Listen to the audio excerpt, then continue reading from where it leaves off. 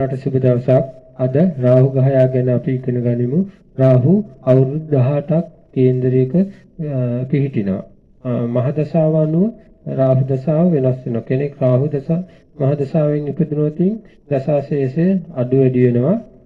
එහෙම නැතුව වෙනත් දශාවකින් ඉපදිලා රාහු ලැබුවොත් අවුරුදු 18ක් රාහු ගෙවන්න වෙනවා. එහෙම ගෙවන්න රාහු ග්‍රහයා කේන්දරයේ ස්ථාන 12ට ලග්නයට ධනස්ථානයට සහජස්ථානයට බන්ධ ස්ථානයට කුෂ්ඨ ස්ථානයට ශස්ත්‍ර ස්ථානයට විවාහක ස්ථානයට මුත්‍ර ස්ථානයට ධර්ම ස්ථානයට කර්ම ස්ථානයට ආය ස්ථානයට වැය ස්ථානයට යන කියන ස්ථාන 12ට පිහිටන විදි අනුව පුජ්‍යලයාට එක එක ජීවිතේ හැලහැප්පීම් වලට ලක් වෙනවා. හොඳ වෙනවා නරක වෙනවා ජීවිතේ සාර්ථක අසාර්ථකත්වයේ තීරණය වෙනවා.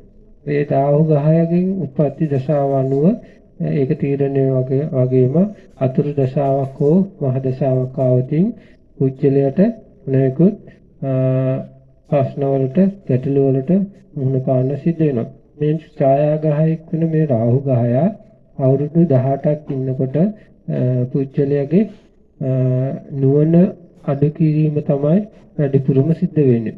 නුවණට අඩු කිරීම රාහු දශාව ලැබුවම ගන්න තීන්දුව තීරණ අනුවණය වෙනවා. හොඳට ඉගෙනගෙන හිටිය කෙනෙක් වුණත් ජීවිතය හා සම්බන්ධ කටයුතු කිරීමේදී ගන්න තීන්දුව තීරණ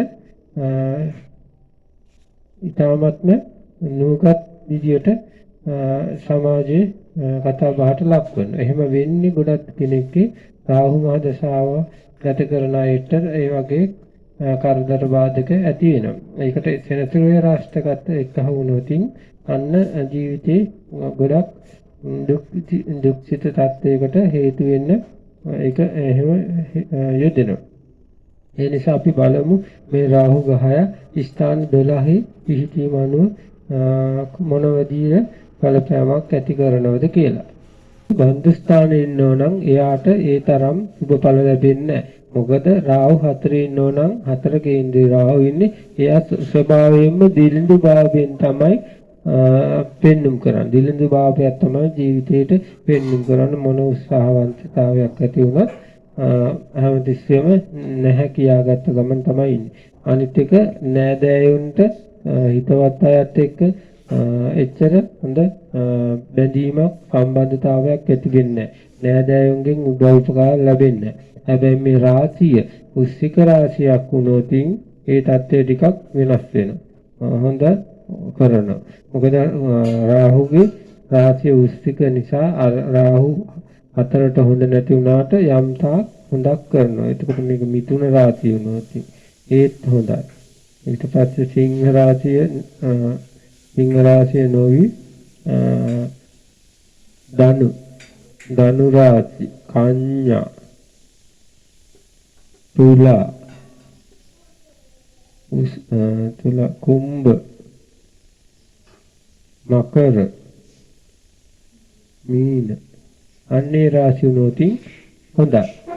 අර හතරට හොඳ නැති වුණාට රාශියට හොඳයි. එහෙම වුණාට පස්සේ වෙන්නේ අර හොඳ නැති දෙයි නරක දෙයි හොඳ දෙයි සමව තමයි ලැබෙන්නේ. ඒ හින්දා යම් තාක් ඔරොත්තු දීමේ ශක්තියක් ඇති කරනවා.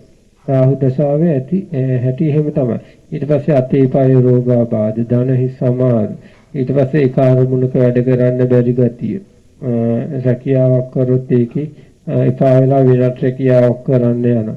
ඒ රැකියාව හරියන්නේ නැත්නම් තවත් රැකියාවට යනවා. රැකියාවල් හොඳින් කරගෙන ඉන්න කෙනෙක් නම් ඒ එපා වෙලා කඩාකප්පල් වෙන්න හේතු යෙදෙනවා.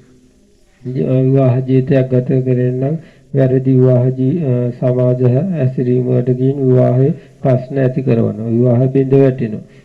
නඩු වලට පටලැවෙනවා. රාජ දඬුවම් වලට පත් වෙනවා. ඊර දඬුවම් වලට ලක් කරනවා.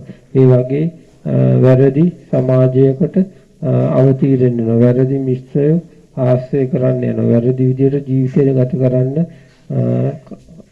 වැඩ කටයුතු යොදා ගන්නවා. අන්න එහෙම වෙන්නේ රාහු 4 නොගැලපෙන රාශි. මේ නොගැලපෙන රාශි කිව්වොත් තියෙන්නේ මේෂ රාශියයි සිංහ රාශියයි වෘෂභ රාශියයි වගේ වුණොත් 4 අන්න ඒ කෙනාට ඊටාම දුර්වල ඵල තමයි ඇති කරන්නේ. හතරට රාහු හොඳ නැහැ. ඒකෙදි ඒ தත්ත්වය ඇති කරනවා නුවණ අඩු කරනවා. ඒ தත්ත්වය තමයි රාහුගෙන් වෙන්නේ. අපි බලමු ඊළඟ වීඩියෝ වලින් රාහු පුස්තස්ථානයට එහෙනම් දරුඵල පෙන්වන ස්ථානයට මොන වගේ தත්ත්වයක්ද ඇති වෙන්නේ කියලා.